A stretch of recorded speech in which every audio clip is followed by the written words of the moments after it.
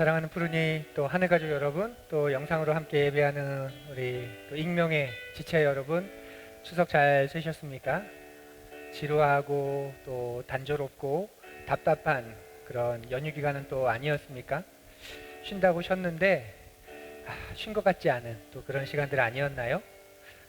우리의 마음 또 우리의 삶을 주님을 예배하는 그 일에 집중해서 드려보면 어떨까요? 하나님, 정말 주님을 찬양합니다. 정말 주님을 경배합니다. 정말 주님을 높여드립니다. 내 목소리를 다해, 내 마음을 다해, 또 내가 가지고 있는 그 깊은 사랑을 다해 주님 최고입니다. 주님 사랑합니다. 우리 그렇게 찬양하고 또 예배합시다.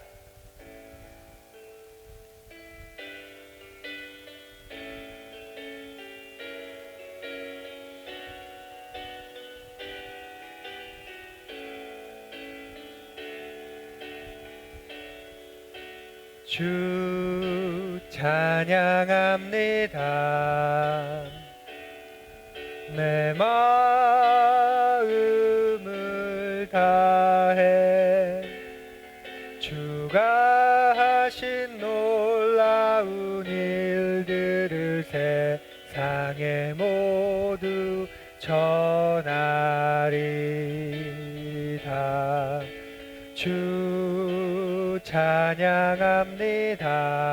아멘. 내 마음을 다해 내가 주를 기뻐하며 찬양해 할렐루야.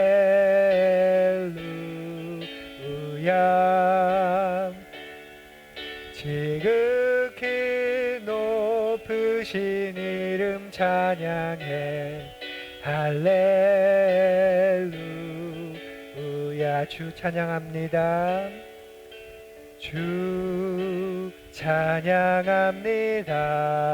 내 마음을 다해 마음을 다해 주가 하신 놀라운 일들을 세상에 모두 전하리다.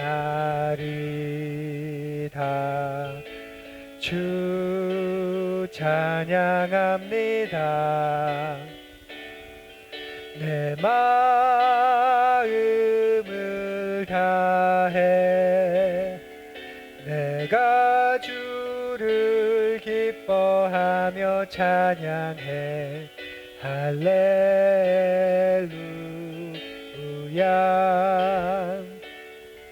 지극히 높으신 이름 찬양해 할렐루야. 주 찬양합니다. 주 찬양합니다. 내 마음을 다해 주가 하신 놀라운 일들을 세상에 모두 전하리다. 주 찬양합니다. 내 마음을 다해 내가 주를 기뻐하며 찬양해 할렐루야.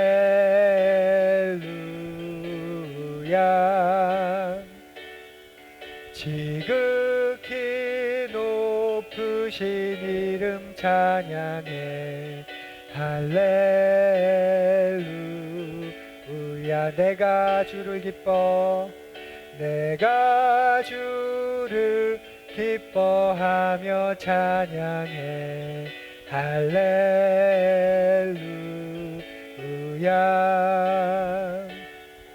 지극히 높으신 이름 찬양해 할렐루야. 지극히 높으신 이름 찬양해 할렐루야.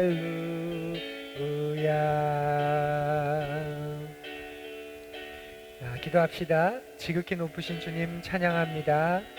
주님께서 하신 놀라운 일들을 찬양합니다. 메마른 땅을, 홍해를 가르고 메마른 땅을 건너게 하셨던 그 일을 찬양합니다. 수천 년 동안, 수백 년 동안 노예되었던 그 민족을 그 압제에서 구원하신 그 주님을 찬양합니다. 또 내 삶 가운데서 이룩하셨던 그 주님의 놀라우신 일들을 찬양합니다. 나를 구원하셨던 그 일들을 찬양하고, 아무것도 없던 곳에 이렇게 교회를 세우신 주님을 찬양하고, 만날 수 없었던 인생들을 만나게 하신 주님을 찬양하고, 아무것도 아닌 우리 삶을 주님의 삶으로 또 만들어주신 그 은혜를 찬양합니다. 주님 찬송합니다. 송축합니다. 경배합니다. 우리 주님을 찬양합시다. 주님, 우리가 주님을 찬양합시다. 찬양합니다. 주님 찬양합니다. 우리의 삶 속에 주님 높임을 받으시옵소서. 경배를 받으시옵소서. 찬양과 찬송을 받으시옵소서. 주님께서 우리에게 하신 일 얼마나 놀라운지, 주님께서 이 땅에 하신 일 얼마나 선하신 주. 주님 왜 이런 일을 하실 분이 없습니다. 주님 왜 이런 일들을 행할 분이 없습니다.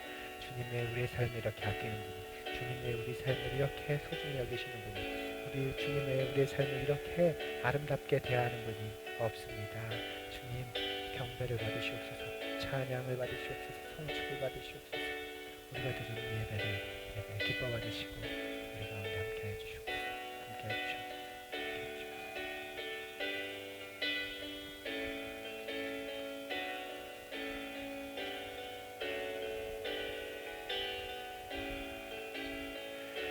우리의 경배를 받기 합당하신 주님께 계속해서 우리 찬양하길 원합니다. 나 무엇과도 주님을 바꾸지 않으리. 우리 다짐을 담아, 고백을 담아 찬양합시다. 나 무엇과도 주님을 바꾸지 않으리. 다른 어떤 은혜 구하지 않으리. 오직 주님만이 내 삶의 도움이시니 주의 얼굴 보기 원합니다. 나 무엇과도 주님을 바꾸지 않으리. 다른 어떤 은혜 구하지 않으리. 오직 주님만이 내 삶의 도움이시니 주의 얼굴 보기 원합니다. 주님 사랑해요.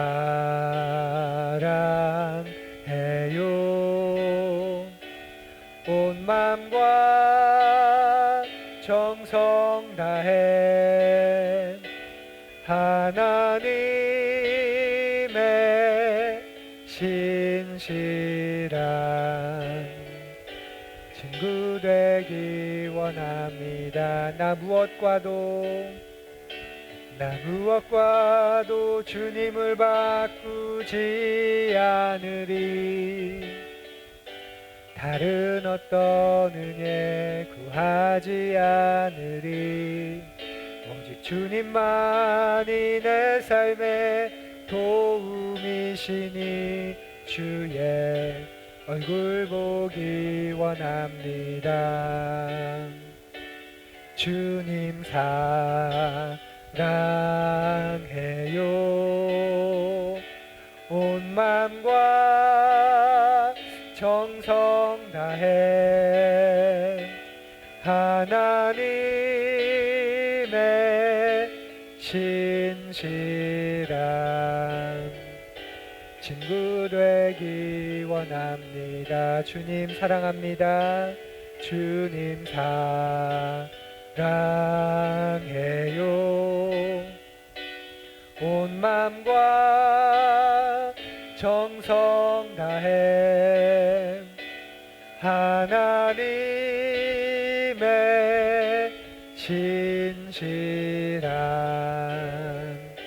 친구 되기 원합니다. 하나님, 우리가 드린 이 예배는 주님이 우리 인생의 가장 소중한 분이라는 고백입니다. 하나님, 우리가 지금 드리는 이 예배는 하나님이 우리 인생의 전부라는 고백입니다.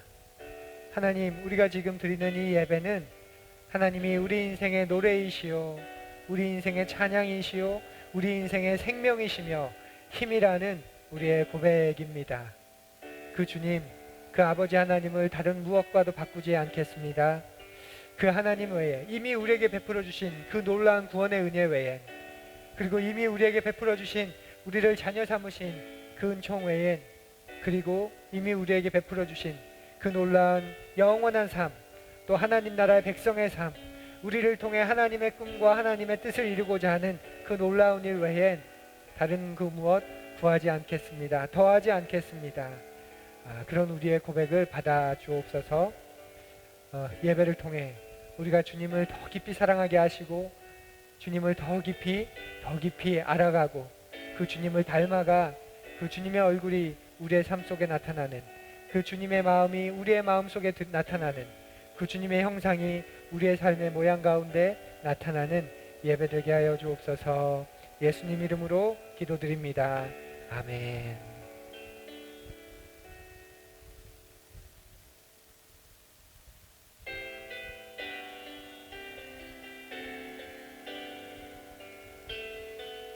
보소서 주님, 나의 마음을 선한 것 하나 없습니다. 그러나 내 모든 것 주께 드립니다. 사랑으로 안으시고 날 새롭게 하소서. 주님 마음 내게 주소서. 내 아버지 주님 마음 내게 주소서. 나를 향하신 주님의 뜻이 이루어지도록 주님 마음 내게 주소서.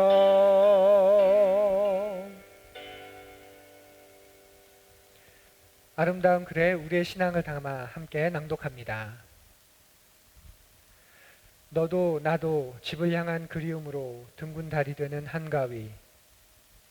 우리가 서로를 바라보는 눈길이 달빛처럼 순하고 부드럽기를, 우리의 삶이 욕심의 어둠을 걷어내 좀 더 환해지기를, 모난 마음과 편견을 버리고 좀 더 둥그러지기를 두 손 모아 기도하려니 하늘보다 내 마음에 고운 달이 먼저 뜹니다.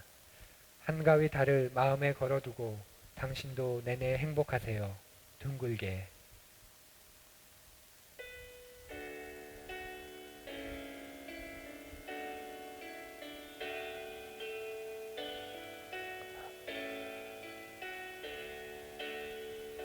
참 아름다워라 주님의 세계는 저 솔로몬의 옷보다 더 고운 백합화. 주 찬송하는 듯 저 맑은 새소리, 내 아버지의 지으신 그 솜씨 깊도다. 참 아름다워라 주님의 세계는 저 아침 해와 저녁돌 밤하늘 빛난 별, 망망한 바다와 늘 푸른 봉우리, 다 주 하나님 영광을 잘 드러내도다. 참 아름다워라 무서워라. 주님의 세계는 저 산에 부는 바람과 잔잔한 시냇물, 그 소리 가운데 주 음성 들리니 주 하나님의 큰 뜻을 나 알 듯하도다.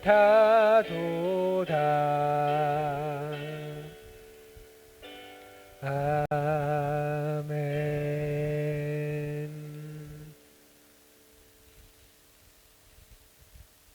우리 한 주 고요히 돌아보며 주님 앞에 고백의 기도를 드리겠습니다. 고백의 기도의 시간은 죄를 나열하는 나열의 시간이 아니라 내 삶의 주인이, 내 삶의 중심이, 내 삶이 하나님의 것이라는 것을 다시 한번 고백하는 그 고백의 시간이고, 그 중심을 취하는 그 중심의 시간입니다. 한 주의 삶을 돌아보십시오. 여러분의 마음 안에, 여러분의 생각 안에 주님 앞에 용서를 구해야 하는, 주님 앞에 나의 그 허물과 연약함을 고백해야 되는 그 모습을 아뢰시고, 내가 다시 이런 약점과 이런 허물과 이런 죄악에 굴복하지 않고, 이런 것에 내 삶을 내던지지 않고, 내 삶을 이런 것에 허비하지 않고 저는 돌아설 것입니다. 하나님을 향할 것입니다. 하나님을 붙들 것입니다. 그래서 내 삶은 하나님의 것이 될 것입니다. 내 삶은 하나님이 사용하시는 통로가 될 것입니다. 내 삶은 하나님의 은혜가 임하는 그 은혜의 삶이 될 것입니다. 그렇게 고백하는 다짐과 고백의 기도 우리 드리겠습니다. 조용히 기도합시다.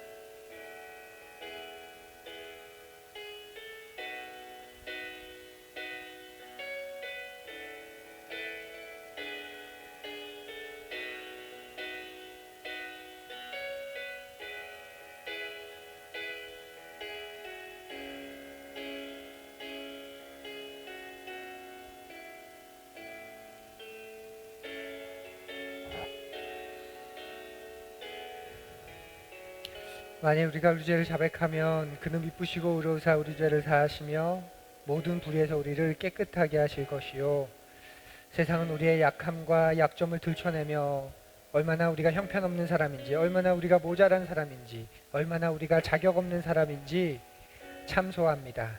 사단은 그렇게 우리의 내면의 은밀한 것을 들춰내어 얼마나 부끄러운 자인지, 얼마나 비참한 자인지 우리를 참소합니다. 그런데 우리 주님께서는 우리의 그 모든 연약함을, 허물을, 부끄러움과 비참한 모습을 아심에도 사랑으로 우리를 감싸시고, 내가 다 용서하였다, 내가 다 해결하였다, 내가 다 도말하였다, 내가 다 씻어내었다 말씀하십니다. 하나님, 그 용서의 은혜, 사죄의 은혜를 오늘도 우리에게 내려주시니 감사합니다. 죄에 무뎌지는 삶이 아니라 용서함 받았으니 이제 죄에 민감하고 거룩함을 추구하고 주님 앞에 깨끗하고 성결하고 거룩한 삶을 살아가기 위해 내 삶을 경주하는 그 믿음의 삶이 되게 도와주옵소서. 주님을 더 닮아가는 인생 되게 도와주옵소서. 우리를 용서하시는 그 주님의 은혜에 감사합니다. 예수님 이름으로 기도드립니다. 아멘.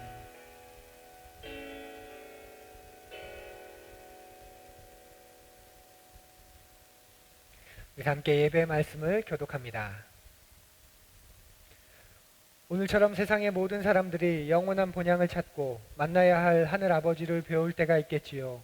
탕자처럼 비록 세상의 고단함에 있지만 아버지의 집을 잊지 않게 하소서. 세상의 유혹이 영원할 수 없고 물질의 소망이 세상을 책임질 수 없습니다. 세월의 흐름을 깨닫게 하셔서 서로의 관계와 만남의 은총을 소중히 여기며 살게 하소서. 이제 너희는 기뻐 뛰며 길을 떠나 안내를 받으며 탈 없이 돌아가리라. 너희를 맞아 산과 언덕들은 환성을 터뜨리고 들의 나무가 모든 손뼉을 치리라. 가시나무 섰던 자리에 전나무가 돋아나고 쐐기 풀이 섰던 자리에 소기나무가 올라오리라. 이런 일이 여호와의 이름을 들날리고 영원히 사라지지 않는 표가 되리라. 아멘. 다 함께 사도신경으로 우리의 신앙을 힘차게 고백합니다. 나는 전능하신 아버지 하나님, 천지의 창조주를 믿습니다. 나는 그의 유일하신 아들, 우리 주 예수 그리스도를 믿습니다. 그는 성령으로 잉태되어 동정녀 마리아에게서 나시고 본디오 빌라도에게 고난을 받아 십자가에 못 박혀 죽으시고 장사된 지 사흘 만에 죽은 자 가운데서 다시 살아나셨으며 하늘에 오르시어 전능하신 아버지 하나님 우편에 앉아 계시다가 거기로부터 살아있는 자와 죽은 자를 심판하러 오십니다. 나는 성령을 믿으며 거룩한 공교회와 성도의 교제와 죄를 용서받는 것과 몸의 부활과 영생을 믿습니다. 아멘. 참 좋으신 하나님, 이렇게 하나님을 예배하고 하나님을 찬양하니 우리의 삶의 힘이고 기쁨입니다. 세상이 어수선해지고 세상의 여러 어려움과 또 세상 가운데 두려움이 가득하여도 우리가 이렇게 주님을 더 생각하고 기억하며 예배할 수 있는 예배자의 삶을 허락하여 주신 것 주님 감사드립니다. 있는 곳에서 하나님을 더 기억하게 하신 것 감사합니다. 내 삶의 제한과 한계 속에서 하나님의 도우심을 구하고 하나님의 이름을 송축할 수 있게 하신 것 주님 감사합니다. 지금부터 영원까지 우리에게 하나님의 이름이 하나님 아버지가 찬양과 찬송의 제목이 되도록 늘 함께하여 주옵소서. 하나님, 특별히 이 어려운 시간을 먼 선교지에서 수고하고 있는 선교사님들을 축복하며 또한 그분들을 주님 앞에 아뢰입니다. 우리 알바니아에서 보호기간 가운데 격리기간 가운데 아무것도 할 수 없어 힘겨운 시간을 보내고 있는 우리 김보민 정현선 선교사님을 기억하여 주옵소서. 격리기간이 끝나고 그곳에 있는 현지인들과 또 그곳에서 먼저 언어를 배우고 문화를 익히고 그 땅을 리서치하는 그런 시간을 잘 보낼 수 있도록 하나님 도와주옵소서. 또 일본에서 너무나도 멋있게 안정적 벌써부터 그곳에 있는 사람들과 관계를 맺고 있는 우리 박성대 김명 선교사님 가정을 또한 주님 긍휼히 여겨주시고 또 기뻐하여 주옵소서.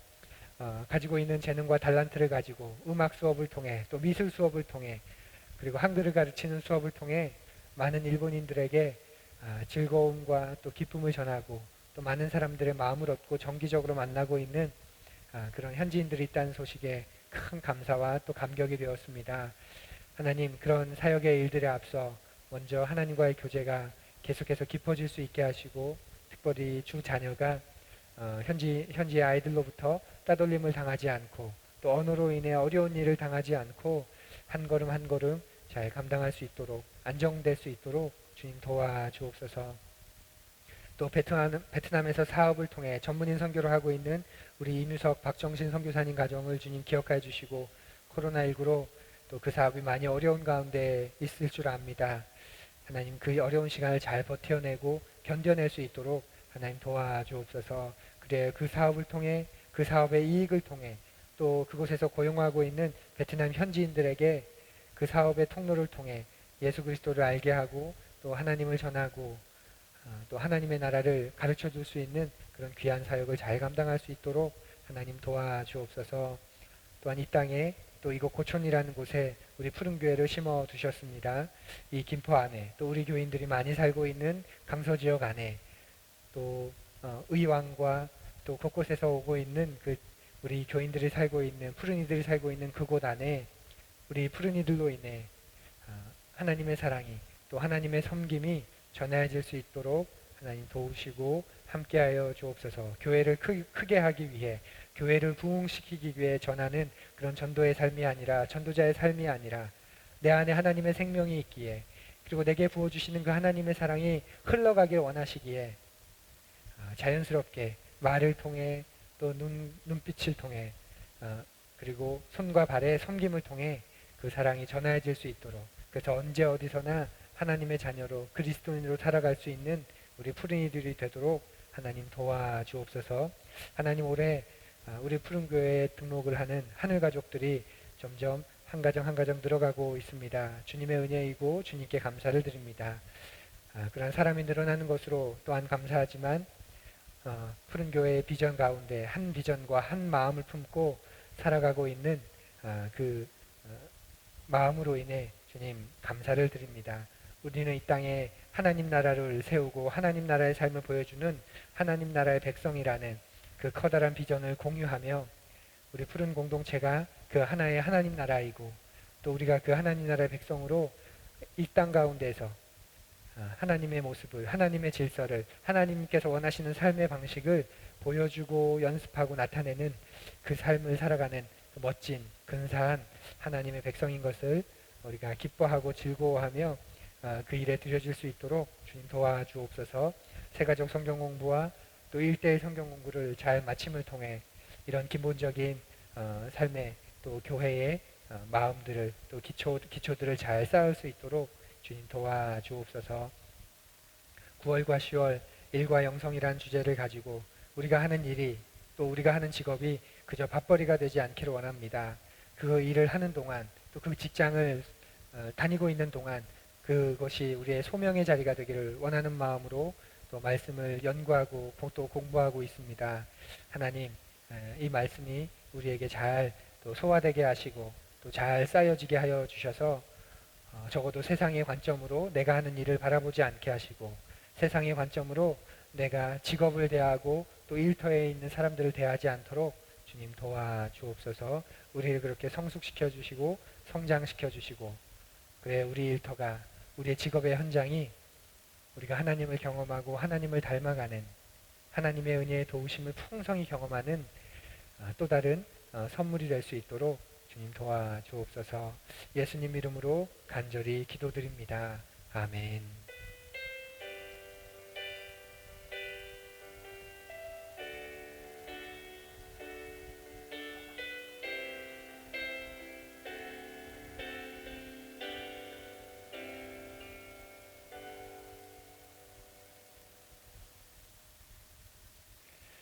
사랑하는 푸른이 여러분, 추석 잘 쓰셨습니까? 올 추석은 비대면 추석이라는 말이 있을 만큼 다른 가족들을, 친척들을 만나는 게 어려운 그런 시간이었죠. 살다 보니 이런 날도 오는구나 할 정도로 우리가 이전에는 생각하지도 못했던, 생각할 수도 없었던 그런 일들을 요즘에 우리가 경험하고 있습니다. 오늘이 추석 연휴 마지막 날인데요. 여러분 컨디션은 어떠십니까? 내일부터 다시 일상으로 복귀하셔야 되는데 좀 괜찮으신지 모르겠습니다. 좀 여쭤볼까요? 우리 정화 형제? 긴장하지 마시고, 우리 준영 형제 어때요? 그 양가 부모님 뵈러 청주 들렀다가 또 창원 들렀다가 다시 올라왔는데 그 기시가 분명히 졸음운전 했을 것 같은데 좀 풀렸는지 모르겠네요. 괜찮죠? 그리고 우리 정화 형제 내일부터 다시 아침에 일찍 출근해서 10시, 11시까지 교과서를 만들어야 되는데 추석 기간 동안 좀 몸을 추스르는 좀 그런 시간이 됐는지 모르겠어요. 또 우리 범수 형제 보고 있을지 잘 모르겠는데 부서를 이동하고 난 다음에 정말 악으로 깡으로 버티고 있는 것 같은 그런 느낌을 받아요. 이번 추석 좀 체력을 좀 비축하고 숨 좀 돌렸던 그런 추석이었으면 하는 그런 마음이 있습니다. 일일이 제가 다 안부를 물어보고 싶은데 특별히 30대 우리 형제님들의 안부만 좀 물었습니다. 왜냐하면 30대 형제들이 제일 마음에 쓰이기 때문에 그래요. 40 넘어가면 그나마 조금 완급을 조절할 수 있을 것 있다는 생각이 들어요. 제 경험을 비춰보면. 근데 30까지는 그게 쉽지 않죠. 우리 교회 30대 형제 자매들 위해서 그래서 여러분 좀 기도 많이 해 주십시오. 과거에 비해서 현대 사회에서 쉬는 날이 많이 줄어들었다는 거 여러분 아십니까? 구약이 배경이 되는 고대 이집트에서는 쉬는 날이 79일이었고요. 그리스에서는 50일, 로마에서는 175일, 프랑스 혁명 이전에 프랑스는 180일을 놀았다고 해요.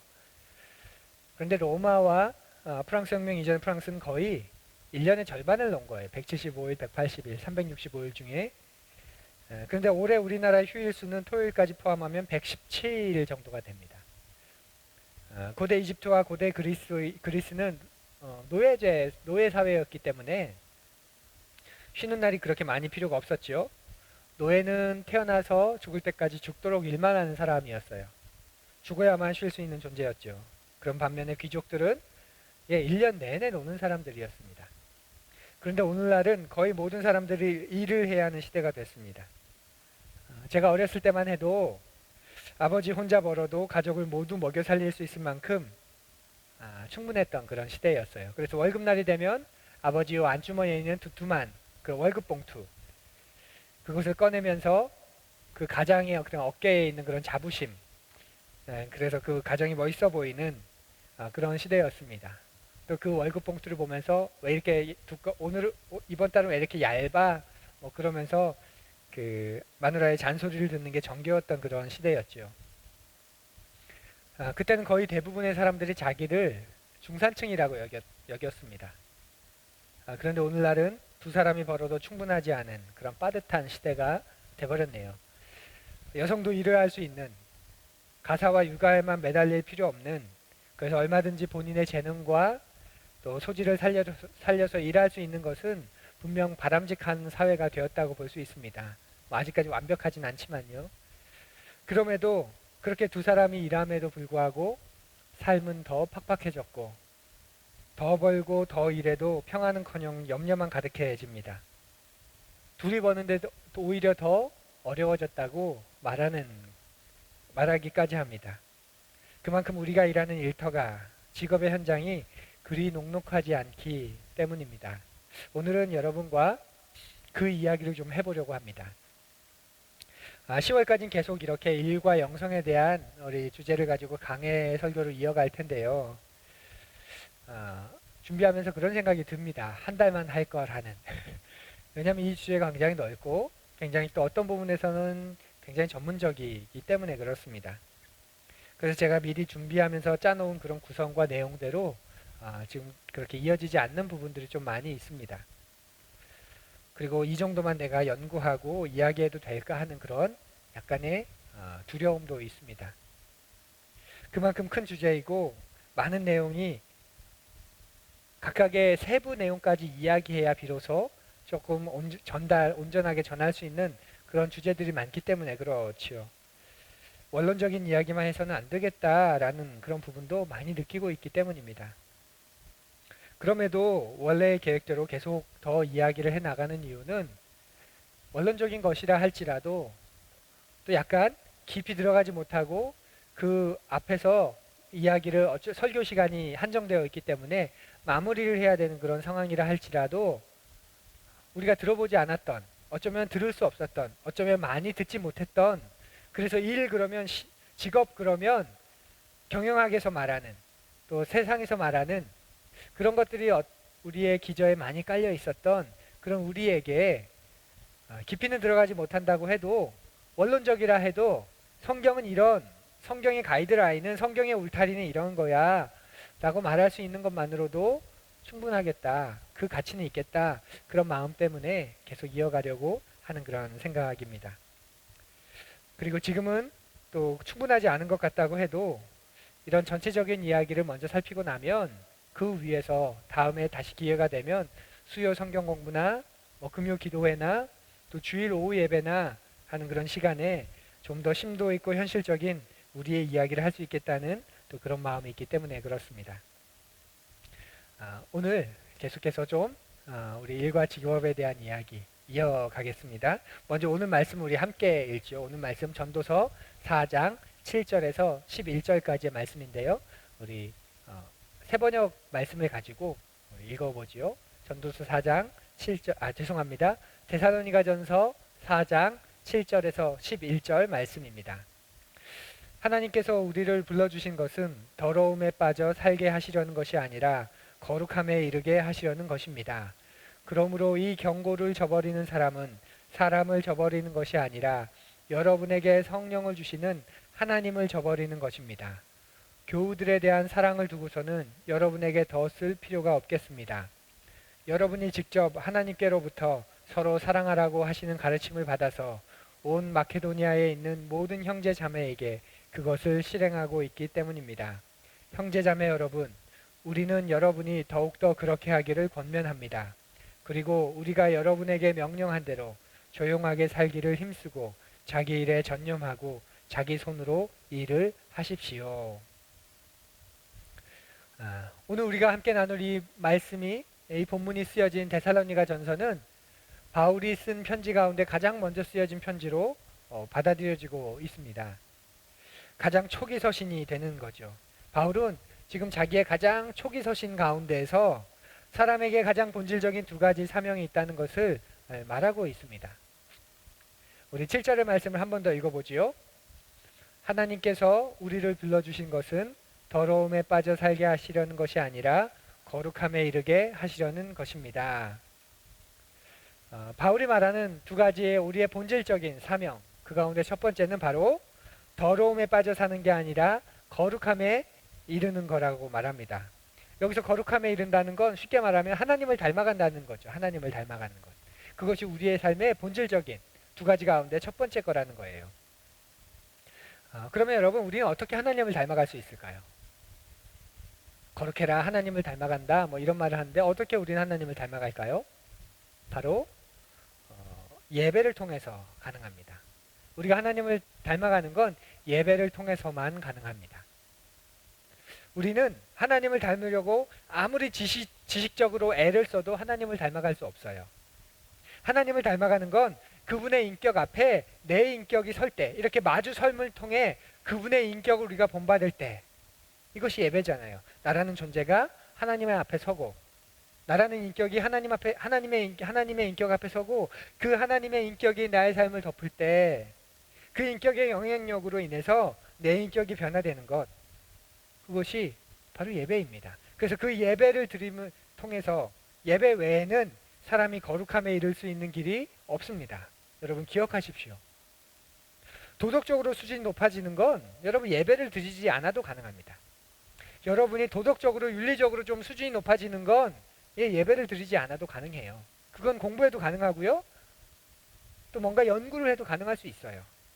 하지만 하나님을 닮아가는 건 하나님을 예배함을 통해서만 가능합니다. 그렇기 때문에 예배란 하나님 앞에 서서 하나님의 하나님 되심을 인정하고 그분의 사랑과 지혜를 누리는 겁니다. 이게 예배입니다. 그리고 이 예배 속에서 우리는 하나님을 닮아가는 거예요. 하나님의 하나님을 되심을 인정하기 때문에 우리는 그 하나님 앞에서 두려운 마음이 생기고 경외, 외경심이 생깁니다. 그런데 하나님의 사랑과 지혜를 또한 우리가 누리기 때문에 그런 두려움 속에서도, 경외심 속에서도 자유와 기쁨을 누리게 됩니다. 그래서 우리가 이렇게 주일마다 예배를 드리는 거죠. 또 일주일에 이렇게 한 번만 예배 드리는 게 아니라 개인적으로도 예배를 드리고 수요일에도, 금요일에도, 주일 오후에도, 뭐 새벽에도 이렇게 예배를 드려요. 우리의 예배는 이렇게 분명한 목적이 있는 겁니다. 분명한 목적. 하나님 앞에, 하나님의 인격 앞에 나라는 인격이 서는 거예요. 그리고 그 하나님의 인격이 나를 덮는 것이에요. 그 예배를 통해서 하나님을 닮아가 거룩함에 이르는 거죠.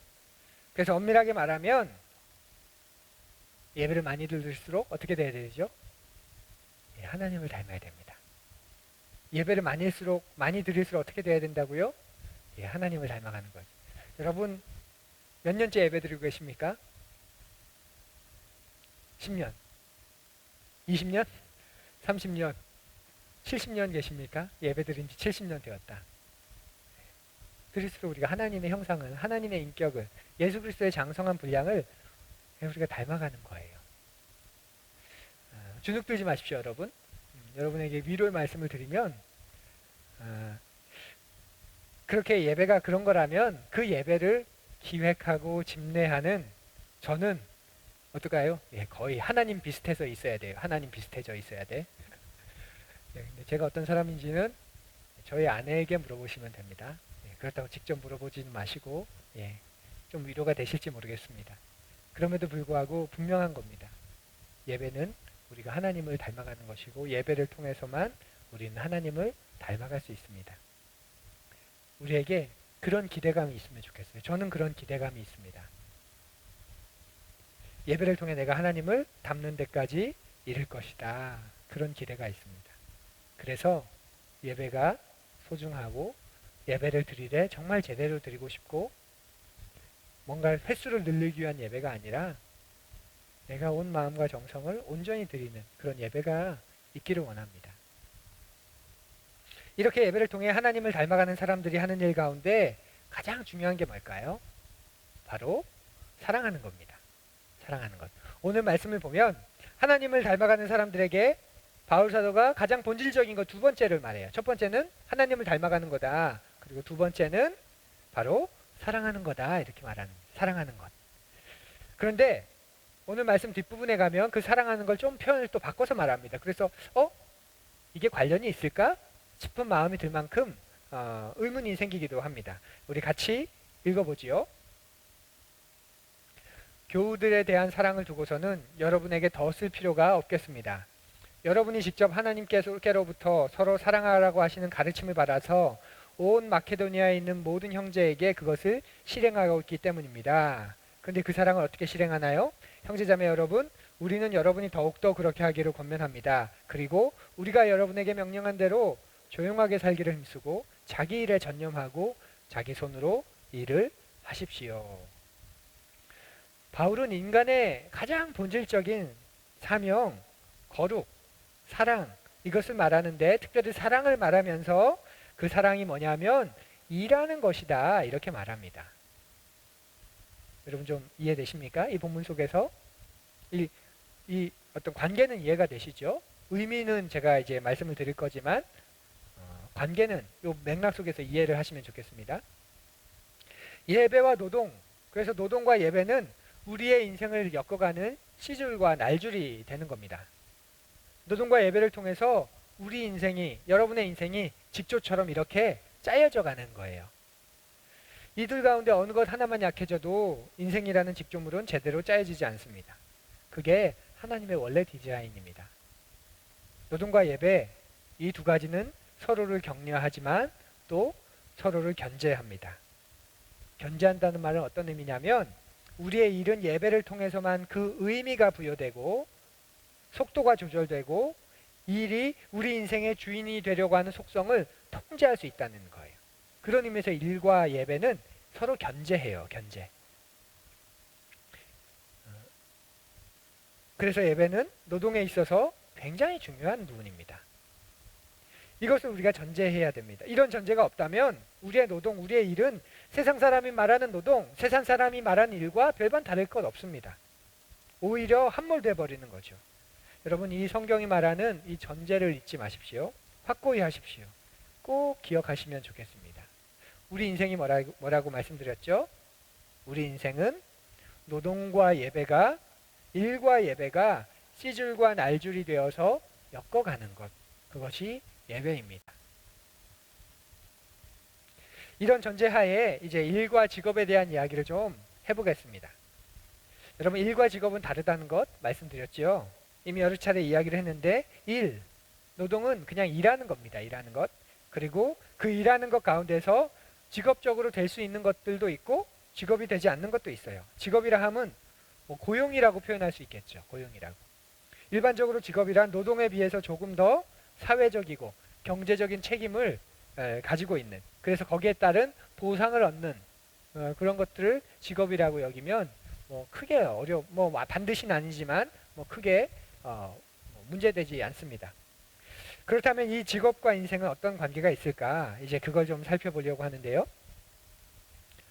내가 어떤 일을 해왔는가가 결국 내 인생이 됩니다.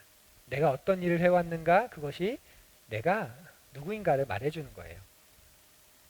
우리가 하는 일은, 또 직업 현장에서 우리가 하는 일은 우리로부터 어마어마한 에너지와 시간을 다 빼앗아 갑니다. 그래서 그 일을 해오는 것이 결국 내 인생이 되는 거예요. 한 사회학자가 아주 멋있는 말을 했는데 여러분 함께 읽어보실까요? 우리 함께 읊조려 보지요. 일이란 시간이라는 모래벌판에 남겨지는 한 인생의 족적이다. 뭔가 좀 멋있죠? 내가 인생을 산 흔적이, 내가 시간을 살아간 흔적이 내가 어떤 직장에서 어떤 일을 했느냐에 따라서 결정된다는 말입니다. 설교 초반에 제가 잠깐 언급했는데 자꾸 언급해서 미안해요. 정화 형제.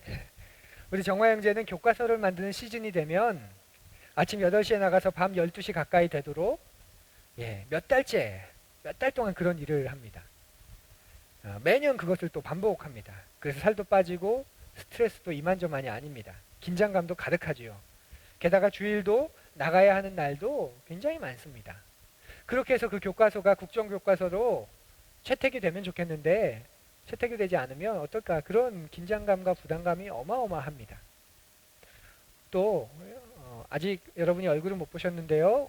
보신 분도 계실 수 있겠네요. 우리 상미자매라고 계십니다. 박상미 자매님이라고.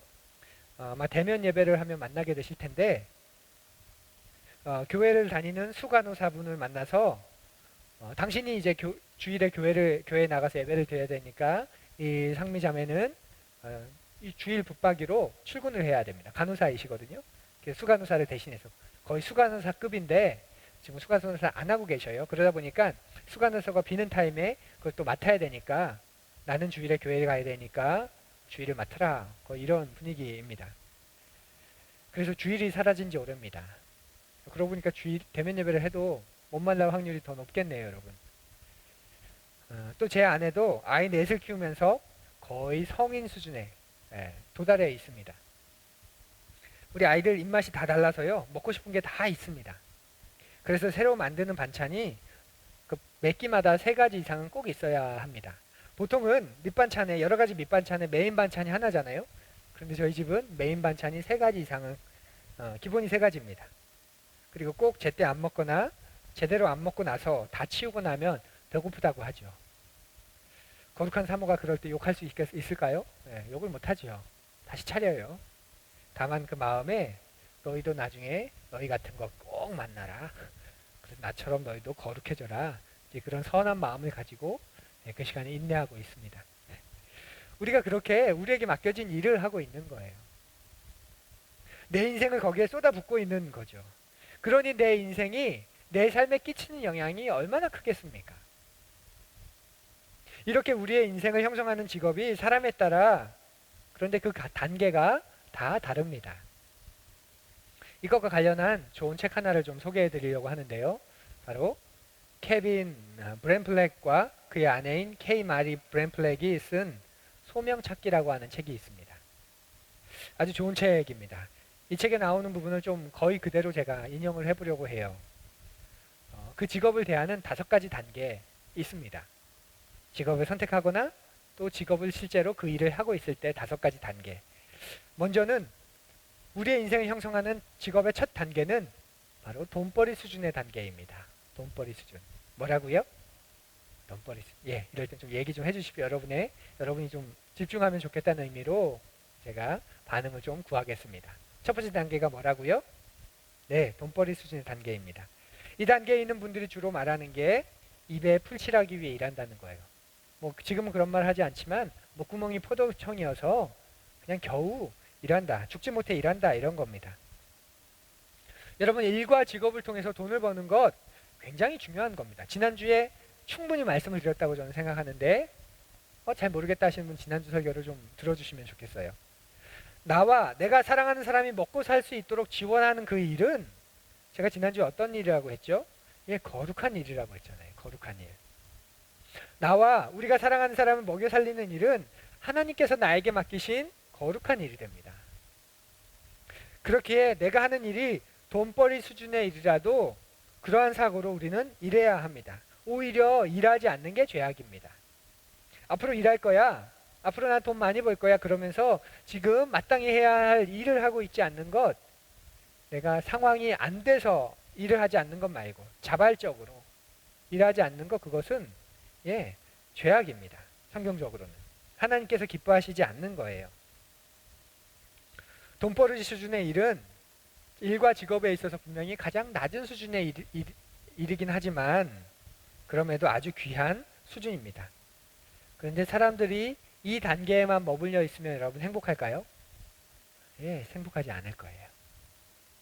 자, 두 번째 단계가 그래서 있습니다. 바로 두 번째 단계는 괜찮은 수준입니다. 괜찮은 수준. 두 번째 단계가 뭐라고요?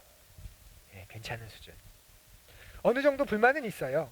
일을 함에 있어서, 그 직업을 대함에 있어서. 하지만 변화를 일으킬 정도로 내가 불만족이진 않아요. 이 정도면 만족하고 이 정도면 됐지 뭐, 이제 그런 자세입니다. 특히 급여가 높으면 이런 마음이 듭니다.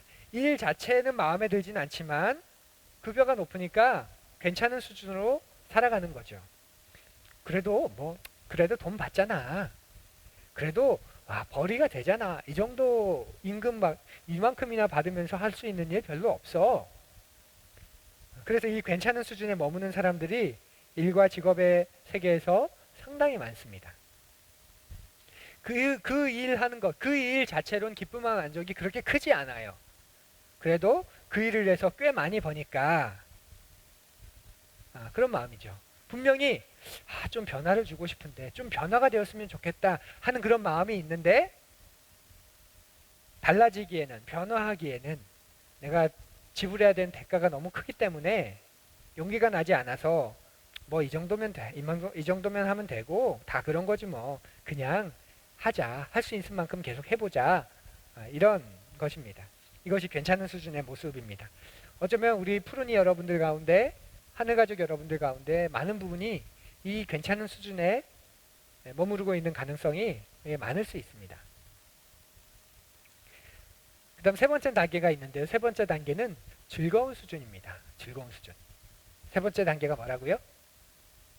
즐거운 수준입니다. 자기가 하는 일이 자기에게 적합하고 자기가 지금까지 학습한 배움과 또 경험과 기술이 제대로 사용되어져서, 그래서 매우 경쟁력 있게 다른 사람과 사회에 영향을 끼친다고 생각하는 단계예요. 그래서 일 자체가 즐거워지는 겁니다. 그 일이 재미있어지는 거예요. 여러분들 직장에서 보면 일이 재미있어서 하는 사람들이 있죠. 재미있대요, 일이. 마치 학생들이 공부가 제일 쉬웠어, 공부하는 게 제일 재밌어, 그럼 말도 안 되는 그런 학생이 있는 것처럼 일터에서도 보면 일이 재미있대요. 그 일을 하는 게 자기에겐 재미있대요. 그런 사람들이 있잖아요. 이런 사람들을 많이 만날 수 있는 게 어디죠? TV 가운데 생활의 달인이라는 그런 프로그램 있지 않습니까? 생활의 달인. 물론 보이는 게 다가 아니지만 거기에 나오는 달인이라는 분들을 보면 CD를 놓는 일을 하면서, 통을 굴리는 일을 하면서, 자동차를 세차하는 일을 하면서, 고가 사다리에서 내리지 않고 뭔가 일어나는 일을 하면서 굉장히 재미있게, 그리고 자신들만의 노하우와 어떻게 하면 좀 더 일을 효과적으로 빨리 할 수 있을까, 안전하게 할 수 있을까, 그러면서 막 그런 걸 발견하면서 그 속에서 기쁨과 보람과 성취감을 느끼면서 대단히 만족하는 그런 표정들, 그런 얼굴들을 볼 수 있습니다. 매우 단순 노동인 것 같은데 그 단순 노동을 즐기고 그것을 빨리 할 수 있는 길과 방법들을 터득하고 계속 연마하면서 정확하게 그걸 해내요. 그러면서 즐기는 수준에 도달한 사람들이 있습니다. 일단 일이 자기에게 맞고요. 자기의 기술과 경험을 아주 잘 활용하고 있습니다. 그리고 하면서 그게 기뻐요. 이게 일을 즐기는 수준이죠. 요즘 제가 좀 이런 마음이 있습니다. 사람들이 저보고 소질이 있대요, 세상에. 잘한대요. 그리고 저도 어렵지가 않아요. 쉬워요.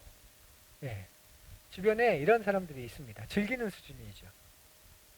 그리고 이 즐기는 수준을 한 단계 넘어가면 바로 의미 있는 수준이 됩니다. 의미 있는 수준.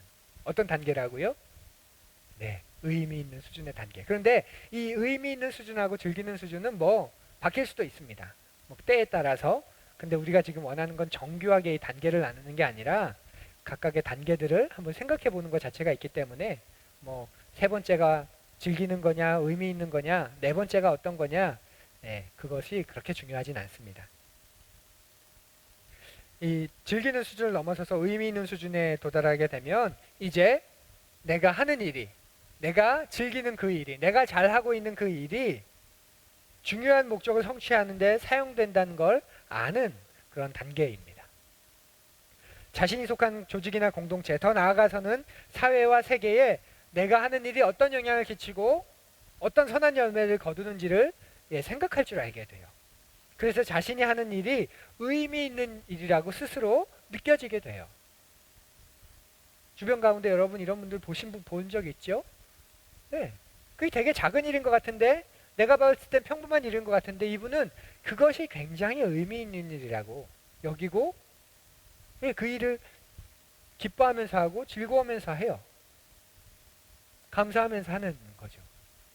뭐 비근한 예로 우리 가운데 가까운 예로 어떤 것이 있을까요? 우리 교회 가운데 우리가 하는 일들, 쓰레기를 조금 더 철저하게 분리하는 것, 일회용품을 쓰지 않고 재활용 머그컵을 사용하는 것, 그냥 일반 백상지를 나무를 베어서 사용하는 백상지를 사용하지 않고 이미 베어진 나무를 통해서 만들어졌던 그 용지를 다시 재생해서 더 이상 나무를 자를 필요 없이 사용하는 그거. 조금이라도 건전지를 꼭 써야 한다면 그 건전지의 사용을 조금이라도 줄이고자 초기 비용은 훨씬 더 많이 들어가지만 또 불편하지만 그럼에도 불구하고 계속해서 사용하는 충전지를 사용하는 것. 그 충전지를 사용하다가 영상이 녹화가 안 되고 왜냐하면 충전지가 중간에 방전돼서 소리가 녹음이 안 되고 그런 난처한 경우가 있지만 그런 불편함을 감수하고서라도 계속 그 일을 해나갔다는 그런 의미를 알기 때문에 그래서 우리는 이 세상을 보호하고 있다. 우리의 환경을 향해서 책임을 지고 있다. 이런 것이 비단 저만의 마음이 아니기를 여러분 간절히 바랍니다. 여러분도 같은 마음으로 함께 해주시고 나보고 하라고 하면 할 자신은 없는데 하는 분이 계시면 나는 같은 마음으로 같이 따라갈 수 있어. 그러면서 난 그것을 해나갈 거야. 그런 마음으로라도 여러분 그렇게 의미를 두고 함께 해주시면 좋겠어요. 제가 너무 감사한 건 우리 하늘가족 가운데 한 부부가 한 가정이 우리 교회에서 이제 그 종이컵을 쓰지 않고 정수기를 사용해서 이제 물을 마시니까 마음의 한켠에 부담이 있어서 늘 장을 보면서 생수를 사서 마셨는데 우리 플라스틱 쓰레기 줄여보자 해서 정수기를 두고 이제 바꿨다는 그런 이야기를 해주셨는데 너무 감동이 되었습니다. 그게 같은 철학으로 우리가 움직이는 거죠. 그냥 봤을 땐 아무것도 아닌 일 같은데 그 의미와 목적을 내가 동의하면서 그리고 그 의미와 목적을 내가 공감하면서 그렇게 걸어가는 거죠. 예, 그런 단계입니다. 그런 단계. 그런데 물론 제가 아까 이 즐거운 수준과 이 의미 있는 수준이 바뀔 수도 있다고 말씀드렸죠. 왜냐하면 의미 있는 일을 하면서도 즐겁지 않은 사람이 있을 수 있어요.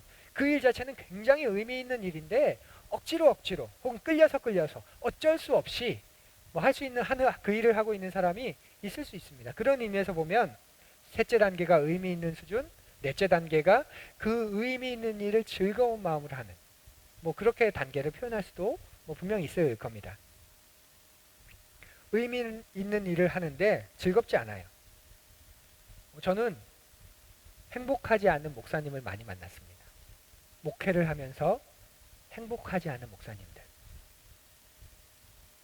그렇게 보면 이 의미 있는 수준과 즐거운 수준이 바뀔 수도 있을 겁니다. 예. 이 의미 있는 수준에 이른 사람들은 자신에게 주어진 일을 하면서 일종의 사명감을 느낍니다. 일종의 사명감. 이건 내가 해야 하는 일이야 라는 거죠. 나아가서는 이건 나에게 맡겨진 일이야. 이거 굉장히 놀라운 거예요. 이건 나에게 맡겨진 일이야. 그 말은 내 존재 밖에 어쩐 더 커다란 존재가 있는 거예요. 그리고 그 존재가 우리의 입장에서는 하나님이 될 수도 있고 하나님을 모르는 사람들 입장에서는 역사가, 사회가, 이 세상이 나에게 맡겨준 일이야. 뭐 그렇게 할 수 있죠. 그러니까 나아가서 그 일이 자기에게 맡겨진 일이라고까지 여겨요. 맡겨진 일이라고. 사명감을 가지고 하고 있는 거죠. 그것도 자기의 직업과 관련해서 말입니다. 이게 네 번째 의미 있는 수준의 단계입니다. 근데 여기까지가 끝이 아닙니다. 마지막 단계가 있습니다. 바로 통합의 수준의 단계입니다. 통합의 수준. 다섯 번째 단계가 뭐라고, 어떤 수준이라고요? 네, 통합의 수준.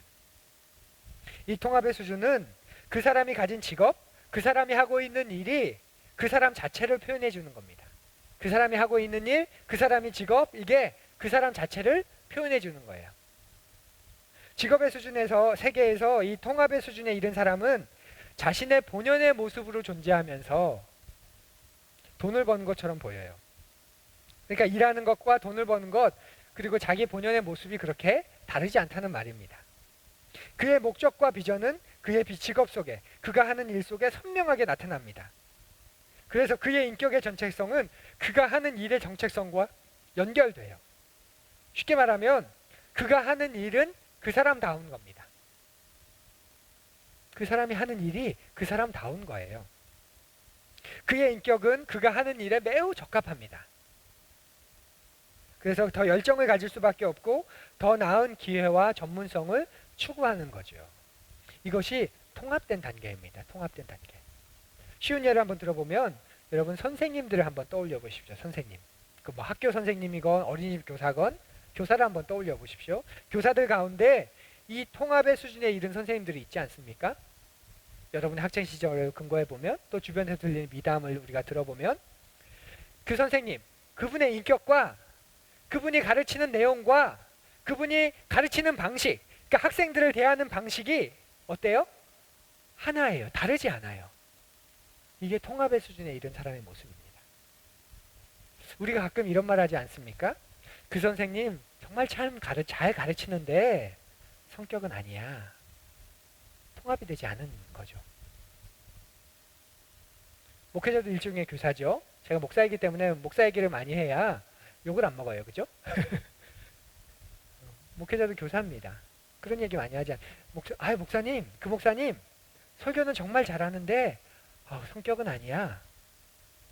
사석에서 좀 그래. 개인적으로 만나면 좀 그래. 설교 정말 잘하는데 그게 다야. 더 나아가선 설교도 좀 그래. 이럴 수 있습니다. 통합된 게 아니에요. 자신의 인격과 자기가 가르치는 위치에서의 그 가르치는 내용과 그것을 가르치는 그 방식이 어때요? 같다는 거예요. 목사라는 저와 저라는 사람이 가지고 있는 인격과 제가 목사로서 가르치는 그 내용과 그 방식이 하나라는 거죠. 그분은 목사로서, 목회자로서 그런 참 좋은 인격을 가지고 있어. 그리고 그분은 또 그런 삶을 가르치는 대로 그런 삶을 살아가고 있어. 사람들을 그렇게 대하고 있어. 이것이 통합의 단계인 겁니다. 통합의 단계. 제 주변에 이런 분이 몇 분 계십니다. 가장 대표적인 분이 우리와 돈독한 교회인 쌍샘 자연교회의 백영기 목사님입니다. 여러분 가운데도 아는 분이 계시죠? 이미 작년에 교회를 시작할 때 우리에게 오셔서 축하의 말씀을 해주셨습니다. 그리고 올해 1년이 되던 해에 또 영상으로 축하의 말씀을 보내주셨는데 그때 이런저런 우리에게 사정이 있어서 여러분에게 틀어주지 못했습니다. 그 백영기 목사님의 1년 된 우리를 축복하는 그 축복의 말씀을 여러분 잠깐 한번 들어보십시오. 서로 다른 모습으로 만나서 배우고 감사하며 울퉁불퉁 내 모습 맑은 물에 씻기며 길석배 작은 것도 주님 얼굴로 보여요. 푸른교회 설립 1주년을 진심으로 축하합니다. 쌍샘 자연교회 백영기 목사입니다. 마음은 늘 먼저 달려가고 싶지만 또 지금 그렇지 못한 상황이기도 하네요. 사실 지난 1년 전에 가서 축사하면서 그 시작을 함께 보면서 감동했던 때가 엊그저께 같은데 벌써 1년이 되었습니다. 푸른교회 하면 사랑이 가득하고 또 생명이 살아 숨쉬고 또 평화를 지향하는 정말 하나님의 나라를 품은 그런 교회라는 생각이 듭니다. 우리가 사는 세상이 많이 답답하고 또 숨막히는, 또 세상이 많이 물질이나 돈으로 대체된 이러한 세상이지만 푸른 교회 같은 교회가 있어서 참 행복하고 감사하다는 생각을 해봅니다. 단비 같은, 또 산소 같은, 또 성령의 바람을 일으키는 그러한 교회가 푸른 교회 아닐까라고 생각합니다. 고대 수도원에서 이런 글이 있다고 합니다. 머무시다가 필요한 것이 있으면 말씀해 주세요. 그것 없이 사는 법을 알려드리겠습니다. 어떻습니까?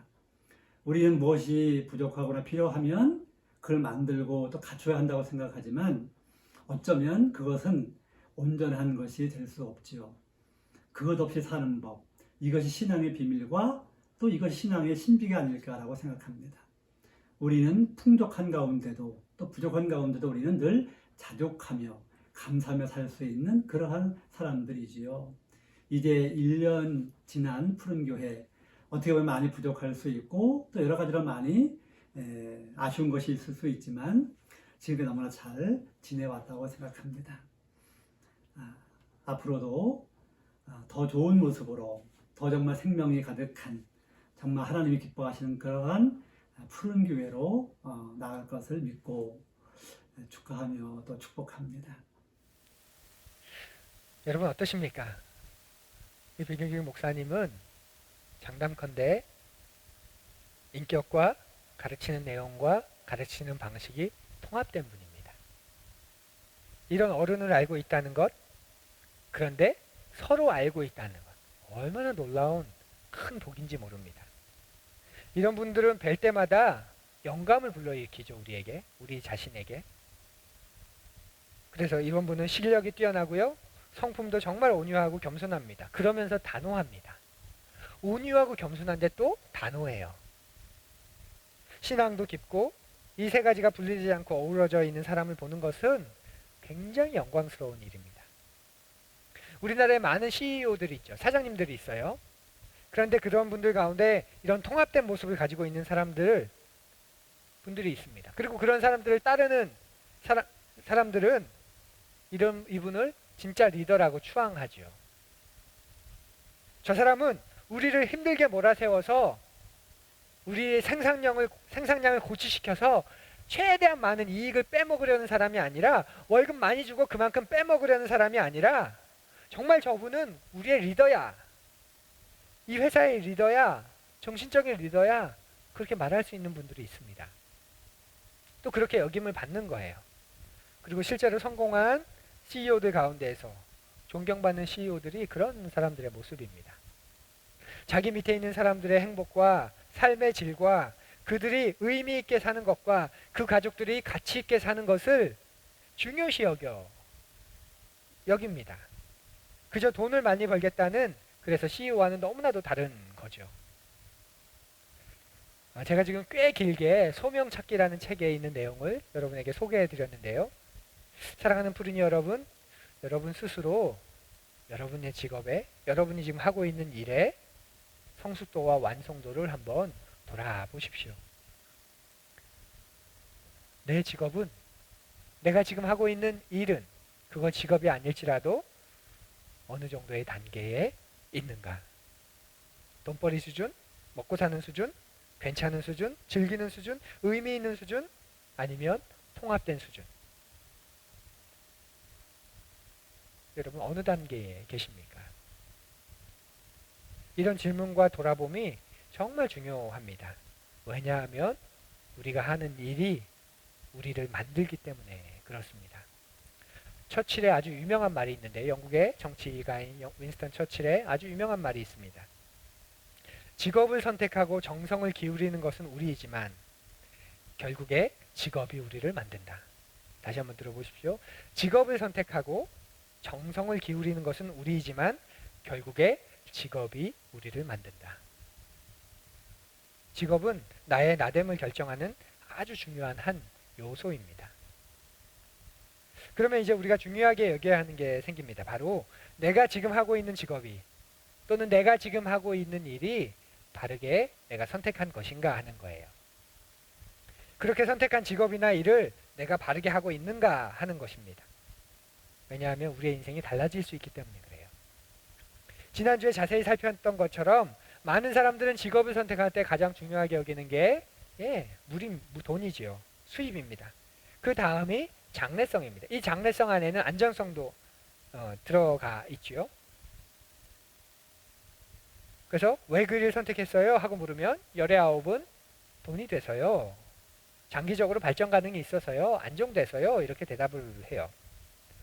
나한테 잘 맞아서요. 뭐 그렇게 말도 하는데 솔직히 잘 몰라요. 자기한테 맞는 게 뭔지 잘 모를 때가 정말 많아요. 그래서 그냥 보수가 괜찮고 안정성도 있고 장기적으로 괜찮으면 이건 나한테 맞는 거구나. 괜찮은 거구나. 이제 그렇게 여기는 거죠. 그런데 성경에서는 우리가 일을 선택할 때, 우리가 직업을 선택할 때 먹고 사는 문제 때문에 결정하라고 하나요? 하지 않나요? 마태복음 6장 33절 지난주에 말씀드렸죠. 네, 그걸 가지고 결정하지 말라고 하잖아요. 하나님을 아버지로 둔 사람이라면 하나님께서 그들에게 필요한 것을 채우실 것이라는 걸 정말로 믿는다면 먹고 사는 문제 때문에 직업을 결정하라고 말하지 않습니다. 그럼 무엇을 기준으로 선택하라고 하시죠? 바로 오늘 우리가 나눈 이야기의 기준으로 하면 가치 있는 일, 의미 있는 일, 좀 더 쉽게 이야기하면 보람 있는 일입니다. 그리고 그 일을 내가 하면서 즐거운 일이어야 하겠죠. 그런 일을 선택하라고 하십니다. 아무리 가치 있고 의미 있는 일이라도 억지로 겨우겨우 하지 말라고 하세요. 왜냐하면 그만큼 여러분이 소중한 존재이기 때문에 그래요. 우리가 전도서 3장 13절 말씀을 살폈었는데요. 함께 읽어볼까요? 사람이 먹을 수 있고 마실 수 있고 하는 일에 만족을 누릴 수 있다면 이것이야말로 하나님이 주신 은총이다. 우리 22절 말씀도 계속 읽어보지요.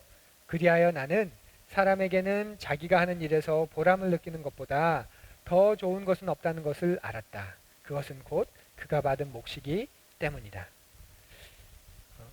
이 전도서 말씀을 읽다 보면 전도서는 굉장히 염세주의적인 관점을 가지고 있는 책 같습니다. 그래서 허무해져요. 허무해져. 세상의 모든 일이 무가치하다고 전도서에서 말합니다. 그런데 그런 전도서가 이 부조리하고 염세적인 세상에서 그래도 긍정적인 것이 있다고 말하는데 그게 뭐냐면 바로 사람이 먹고 마실 수 있고 자기가 하는 일을 통해서 보람을 느끼는 것, 이것보다 더 좋은 것은 없다 이렇게 말합니다. 그리고 그것이 하나님의 은총이고 그가 받을 목, 즉 상이라고까지 말합니다. 여러분, 우리가 직업을 선택할 때 가장 중요한 요인은 내가 그 일을 통해서 보람을 얻을까 하는 겁니다. 내가 만족할 수 있을까? 이거죠. 물론 그렇게 물어보면 이렇게 대답하는 분도 계십니다. 나는 그 일을 하면 돈을 많이 버니까 만족해요. 돈을 많이 벌어서 저는 그것으로 만족해요.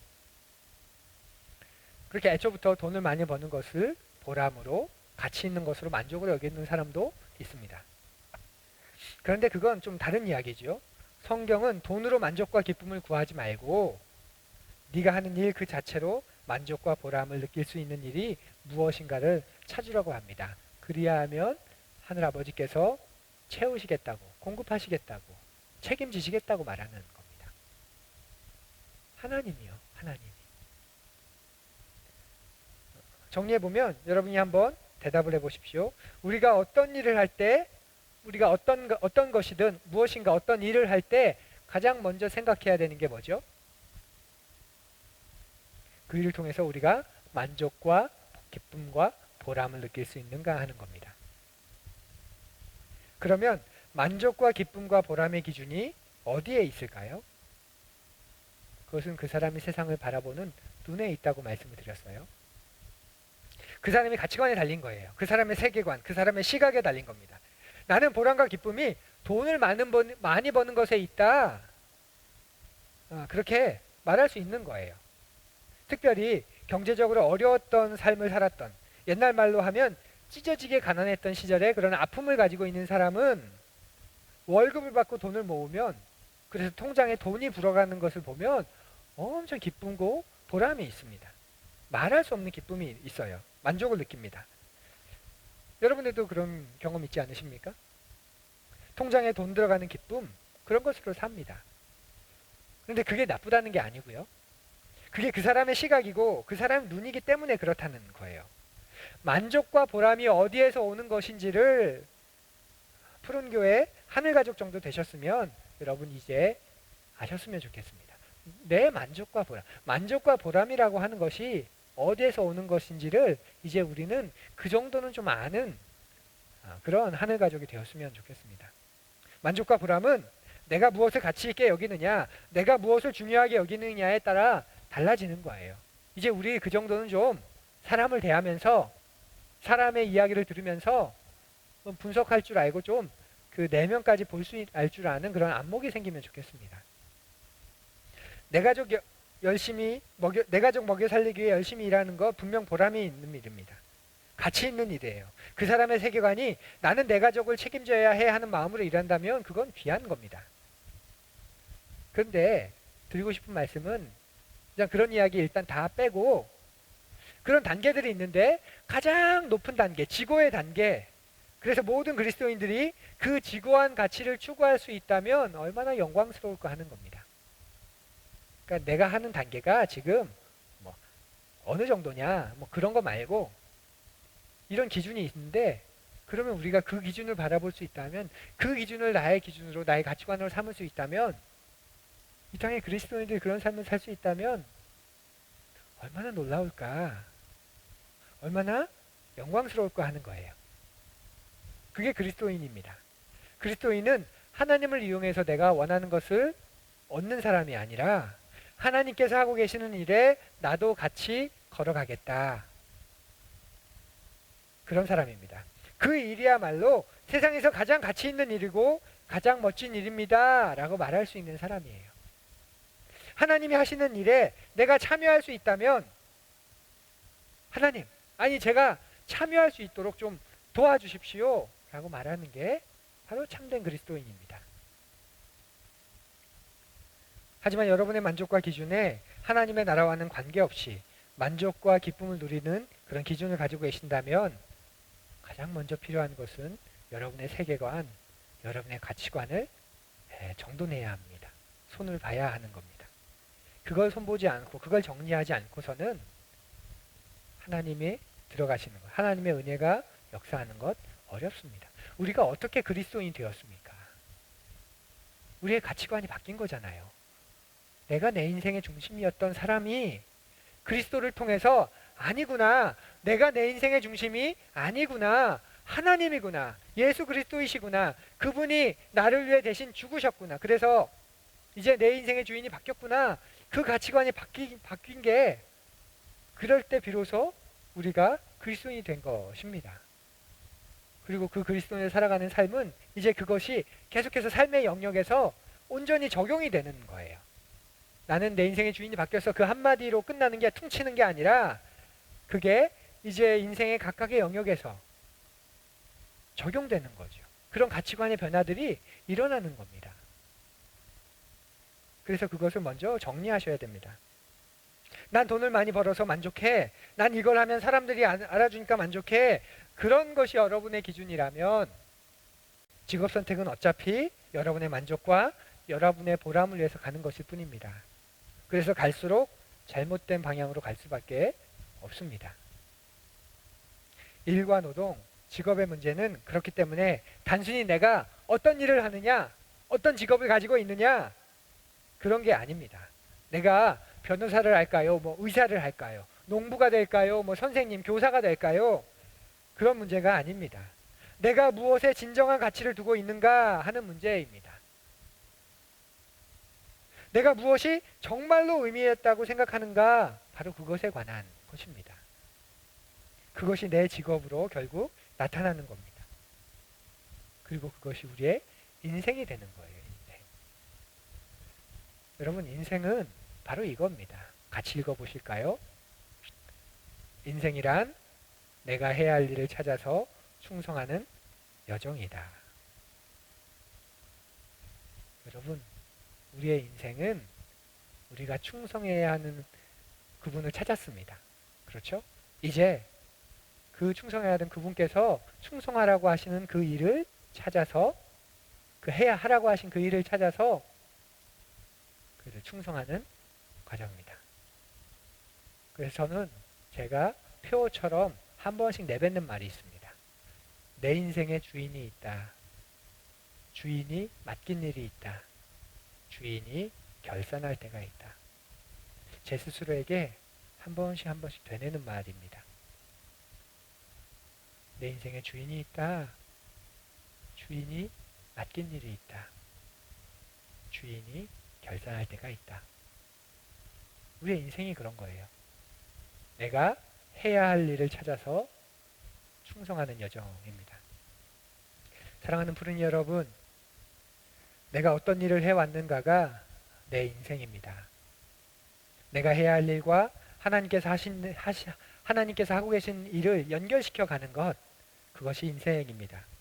그것을 연결시킬 줄 모른다면 결국 나는 세속적이고 찰나적이고 표피적인 삶을 살아갈 수밖에 없어요. 그런 만족과 보람을 위해 살다가 결국 내 인생을 마감할 수밖에 없습니다. 여러분이 하고 계신 일을 그렇게 재해석하는 일이 반드시 필요합니다. 반드시. 이미 직업을 가지고 계신 분들이 많은데요. 내가 가진 직업을, 내가 소속된 직장을 해석하는 일이 필요합니다. 이제까지는 돈벌이를 위해서 했는데 내가 하는 이 일이 하나님 나라와 하나님이 경영하시는 이 세계 경영과 어떤 연관이 있는가를 보아야 하는 거죠. 이 이야기는 다음 주에 계속해서 조금 더 자세히 다루려고 합니다. 오늘은 여러분 이것 한 가지만 기억하십시오. 여러분은 여러분이 하시는 일과 직업의 완성도와 성숙도에서 어느 단계에 이르고 계십니까? 또 어느 단계를 목표로 하고 계십니까? 그리고 여러분의 만족과 기쁨과 보람의 기준은 어디에 있습니까? 지금까지 여러분이 말씀을 들었다면 이제는 여러분이 들은 그 말씀이 여러분을 읽도록, 여러분을 비추도록 정직하게 대면해 보시기 바랍니다. 우리에게 왜 이런 수고스러움이 필요하냐면 여러분이 그만큼 존귀하고 가치 있기 때문에 그렇습니다. 오늘 말씀을 조용히 생각하면서 우리 거듭의 기도 드리는 시간 갖기를 원합니다. 오늘 우리에게 주신 말씀을 조용히 묵상하면서 우리 거듭의 기도 드려보지요. 오늘은 특별히 아주 중요한 우리가 일을 대하는 5가지 단계에 대해서 우리가 생각해 보았죠. 여러분이 하시는 지금 일은, 여러분의 직업은, 여러분이 일하는 그 일터에서의 그 일은 그 5단계 중에 어느 단계입니까? 그리고 어느 단계까지 가길 원하십니까? 주님의 마음, 주님의 음성을 한번 들어보십시오. 그리고 그 하나님의 음성 앞에서 여러분은 어떤 결단을 하실 건지, 어떤 반응을 하실 것인지 여러분의 존재를 담아 고백의 기도, 거듭의 기도 드리시기 바랍니다. 우리 조용히 1분 정도 묵상하고 거듭의 기도, 거듭의 고백을 드립시다.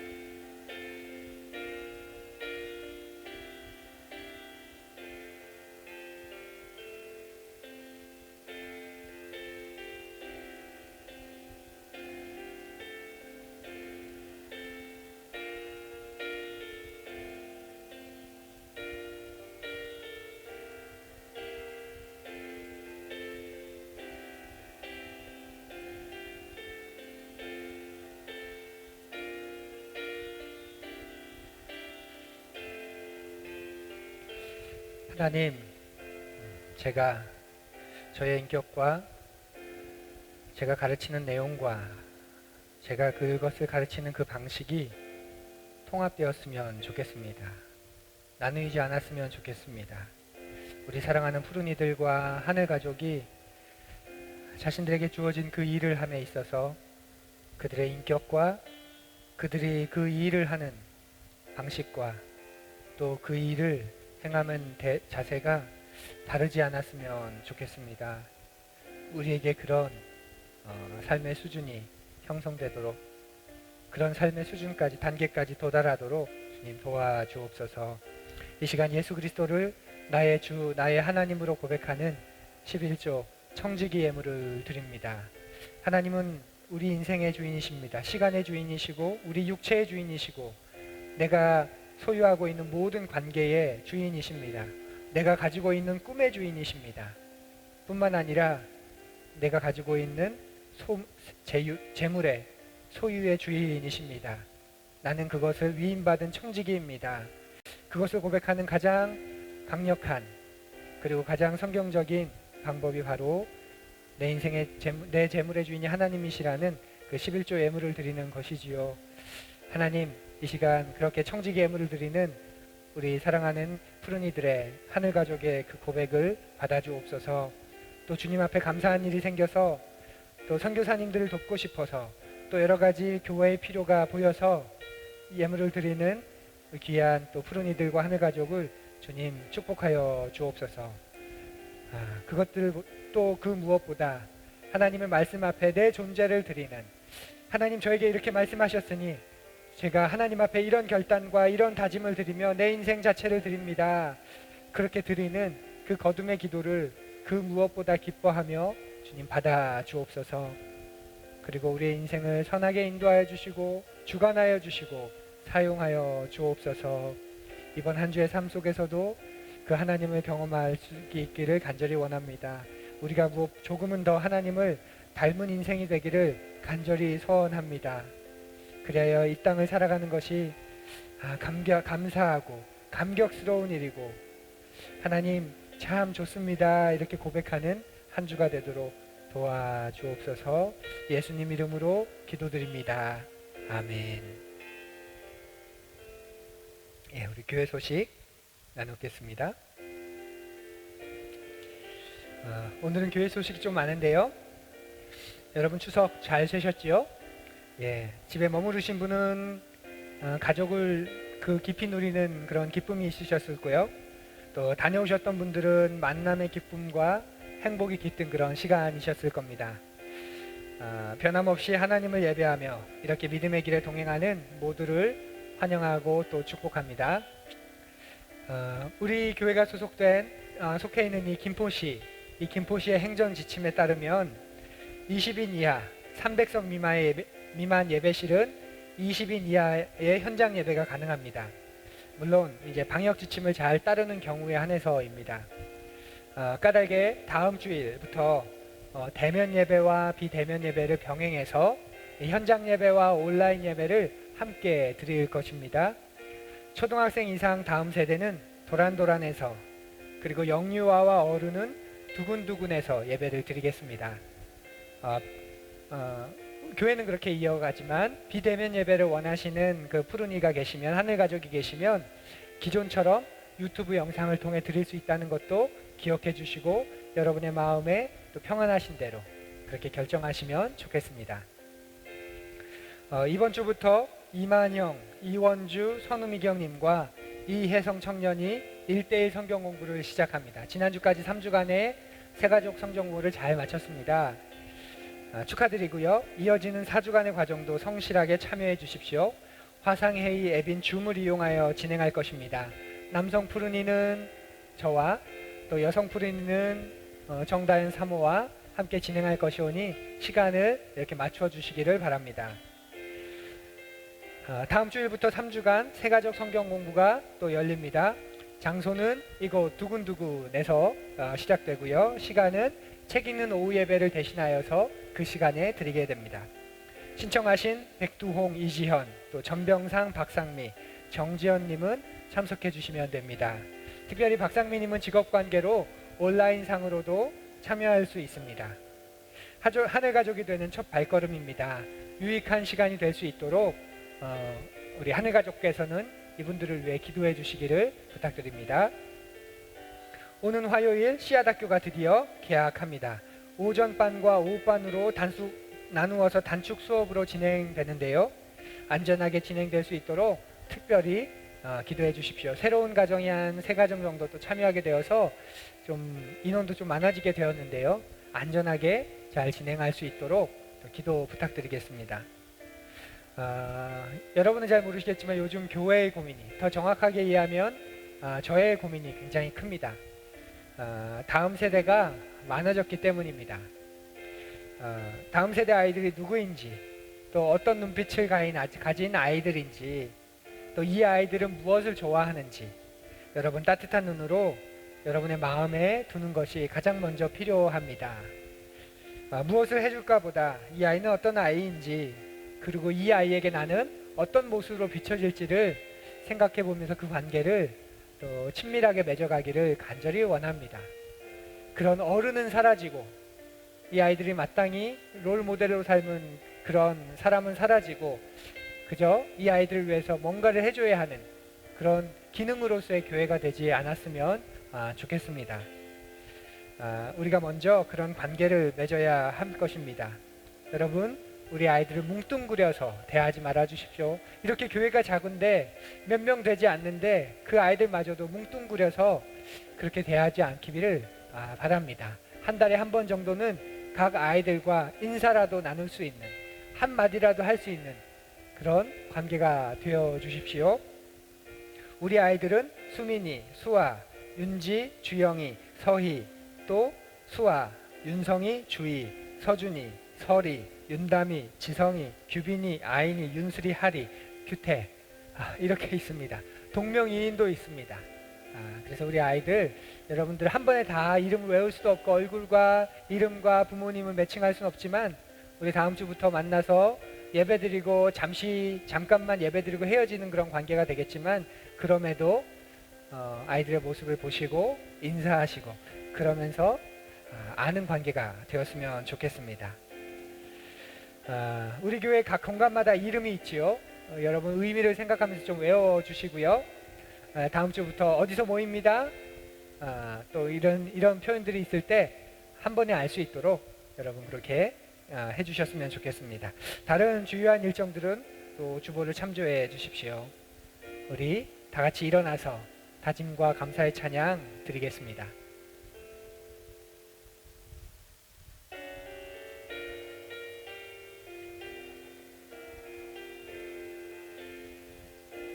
더불어 함께 이 길을 가네. 혼자라면 외롭고 힘들었을 이 길, 더불어 함께 이 길을 가네. 지켜보며 세워주는 이들과 함께 더불어 함께 이 길을 가네. 혼자라면 거칠고 모나게 살아갈 더불어 함께 이 길을 가네. 그의 형상 닮아가는 이들과 함께 이제 더 이상 나만의 세계 구하지 않으리. 더불어 함께 살며 그분의 나라 나타내리. 이제 더 이상 나만의 세계 구하지 않으리. 더불어 함께 살며 그분의 나라 나타내리. 더불어 함께 이 길을 가네. 2000년 동안 계속 이어져 온 이 길, 더불어 함께 이 길을 가네. 그의 나라 올 때까지 이어질 이 길 지켜보며 세워주는 이들과 함께 그의 형상 닮아가는 이들과 함께 우리의 구주이신 예수 그리스도의 은혜와 하나님의 참으로 놀라우신 사랑하시는 은총과 성령 하나님의 함께 하시는 은혜가 사랑하는 푸른 이들과 하늘가족 위에 또 있는 곳에서 주님을 기억하며 예배하고 있는 사랑하는 지체들 위해 또 영상으로 예배하고 있는 우리 그리스도인들을 위해 지금부터 영원까지 함께하기를 간절히 축원합니다. 아멘.